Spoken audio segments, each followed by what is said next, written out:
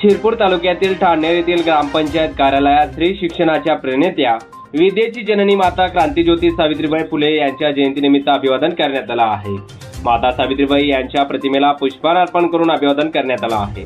यावेळी प्रथम महिला लोकनियुक्त सरपंच मेघा निकम, विविध कार्यकारी सहकारी सोसायटीचे चेअरमन रमेश मराठे, सदस्य प्रदीप देवरे, माजी सदस्य सुनील सिरसाट, सामाजिक कार्यकर्ते जितेंद्र माळी, शांताराम माळी, नाना कोळी, जगदीश शिरसाट, जावेद बागवान, पत्रकार रतिलाल माळी आदी यावेळी उपस्थित होते।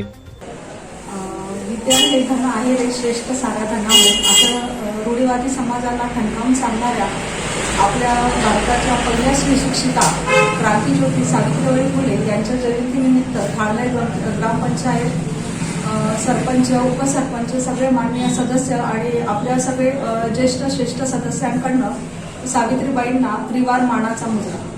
प्रतिनिधी मधुकर सिरसाट, माझा महाराष्ट्र न्यूज, ठाणेर।